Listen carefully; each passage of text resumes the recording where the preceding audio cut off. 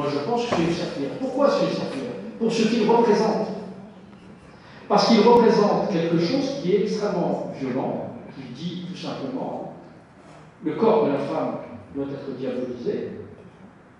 La femme n'est pas l'égale de l'homme, puisque la femme est voilée, mais pas l'homme. Son corps est un objet de tentation qu'utilise d'ailleurs le diable pour pervertir l'homme. Et on revient au péché originel, etc. etc.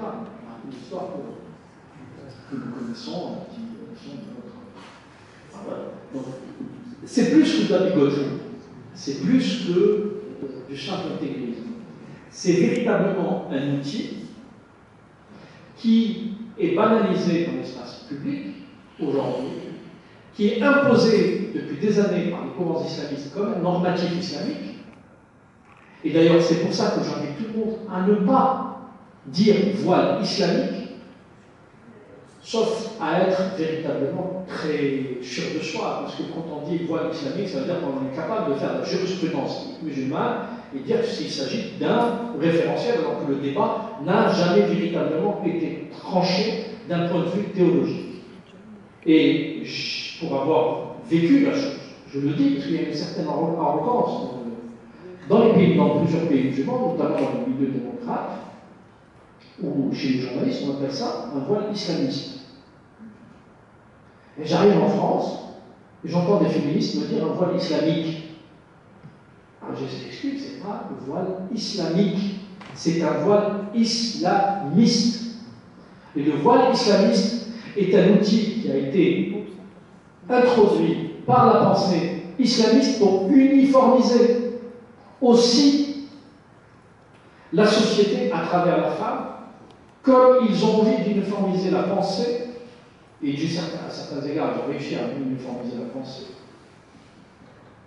Ils veulent uniformiser la femme musulmane et par eux-mêmes, évidemment, la société musulmane. Je vous rappelle quand même que toute la stratégie énoncée clairement par les frères musulmans, c'est, je vous ai parlé du processus de réislamisation, je ne vous ai pas dit comment il se manifestait et comment il se matérialisait. La réislamisation de l'individu, la réislamisation de la famille, la réislamisation du quartier, la réislamisation de la commune, la réislamisation du pays, la réislamisation de la planète. En gros, voilà. Alors vous allez me dire, oui, mais c'est contradictoire avec ce que je disais. Mais quand ils ont lancé, quand Hassan al-Banna a lancé cette logique de réislamisation, il l'a lancé pour la société égyptienne. Il n'a pas dit que c'était comme ça que...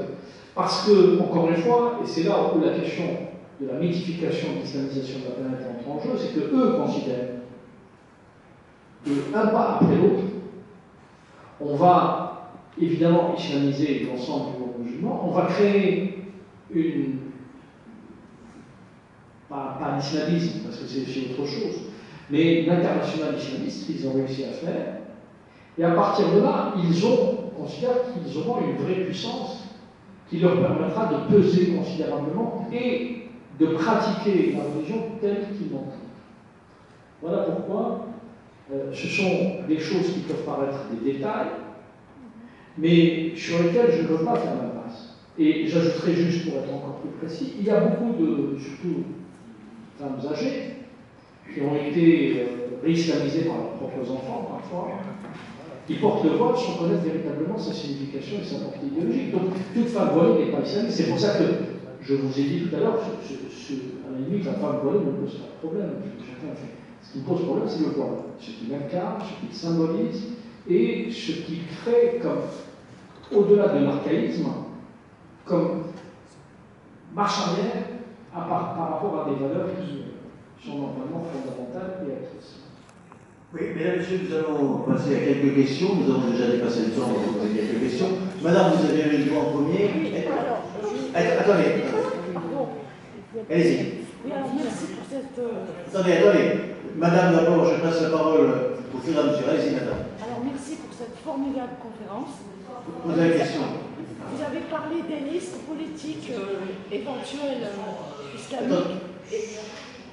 Et en Belgique, ça a déjà commencé. Je pense que vous le Oui, savez. j'ai très bien.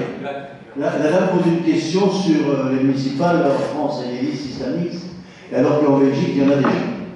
Oui, effectivement, c'est ce qui me laissait dire tout à l'heure que les islamistes, quand ils créent des listes qui s'engagent en politique, c'est très problématique pour eux parce qu'à chaque fois, on voit leur véritable poids.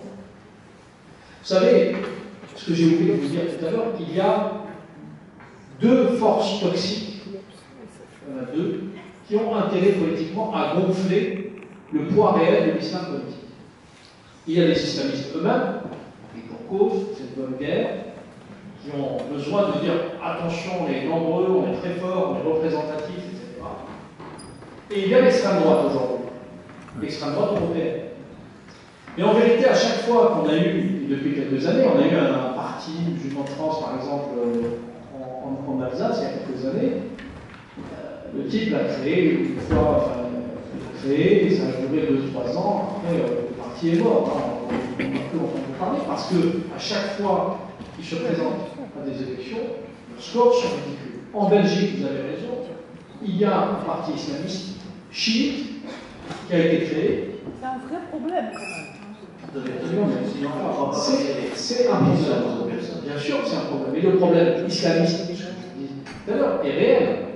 Mais d'une certaine façon, ce parti islamiste belge m'a conforté dans ce que je pense, dans ce que je dis, dans mes constatations, puisqu'il était représenté, je crois, dans trois communes très communautaristes, très ghettoisées de Bruxelles, Schaerbeek, Anderlecht et Molenbeek. Et ils ont fait de mémoire entre 0,060% et 1,8% comme élection sur les trois communes. Donc c'était dérisoire. Il faut comprendre que c'est là où tout le monde prend une claque, c'est-à-dire les deux courants dont j'ai parlé, c'est qu'en vérité, ces gens, quand ils se présentent, même des musulmans, c'est là où il faut savoir les regarder. Croire que les musulmans, comme le penserait Houellebecq, pour le citer, accourraient presque de façon instinctive vers des partis islamistes quand ils se présentent, mais c'est à tout le moins être de mauvaise foi ou complètement frappadingue. Ce n'est pas la réalité. La réalité. Je termine. Non, madame, il y a d'autres personnes qui attendent. 2 secondes. C'est pas du côté des islamistes là qu'il faut voir le problème, c'est du côté de la faiblesse de la démocratie. De ces gens qui sont complètement naïfs et qui se rendent pas du tout compte. Ce n'est plus une question, c'est un commentaire. On n'a pas le temps. Je suis désolé. Monsieur, on va passer. Sinon on n'aura pas de questions. Allez-y. Le rôle du Qatar. Bien sûr. On a aujourd'hui clairement trois sponsors principaux qui agissent, je parle de la France, mais pas seulement, je parle d'abord de la France. Trois sponsors qu'il faut absolument bannir du territoire national, dans le sens où ils n'ont plus le droit, ils ne doivent plus avoir le droit de s'ingérer dans les affaires de l'islam de France. Il y a l'Arabie Saoudite, à travers la Ligue islamique mondiale, qui se remet à grenouiller à nouveau. Il y a le Qatar et il y a la Turquie. Alors, c'est un traitement différencié. Et je vais vous dire pourquoi. Parce que vous avez compris que je ne tenais pas M. Erdogan et son régime en haute estime. C'est un régime islamiste détestable qui est un ennemi de la démocratie. Mais il y a une réalité. M. Erdogan et la Turquie ont une diaspora en France. Donc, d'une certaine façon, ils sont légitimes à essayer de garder un lien avec leur diaspora. C'est comme dans tous les pays, c'est comme ça. Le traitement réservé à l'Arabie Saoudite et au Qatar est différent. Pourquoi? Parce que l'Arabie Saoudite et le Qatar n'ont personne en France. Ils viennent faire ce qu'on appelle du soft power religieux, de la puissance légère à travers l'argent Et au Proche-Orient, vous savez, ils savent que l'Occident est corruptible, cupide, et qu'en sortant les billets, pas le carnet tchèque, les billets, on arrive à leur faire piétiner un certain nombre de valeurs quand ils se réveillent. Donc, la vigilance de la société doit être à ce niveau. Je crois que dans le dernier discours du président de la République, il y a une erreur manifeste. Je suis radicalement opposé à l'idée que des puissances étrangères qui n'ont pas de diaspora en France, puissent financer l'islam de France. Il n'y a aucune raison pour que l'Arabie Saoudite ou le Qatar ou un autre pays qui n'a pas de diaspora en France puisse financer. Maintenant, sur des pays qui ont une diaspora en France, il est très facile de régler en vérité le problème. C'est de créer une fondation qui reçoive au cas par cas l'argent de donations non conditionnées par rien du tout, qui serait donné à des œuvres islamiques. Et cette fondation française serait à même. Pourquoi je dis fondation? Parce que dans une fondation, il y a 3 représentants de l'État. 3 institutions différentes peuvent être représentées. Le ministère des Affaires étrangères, le ministère de l'Intérieur, le ministère des Affaires étrangères, le ministère de la Culture.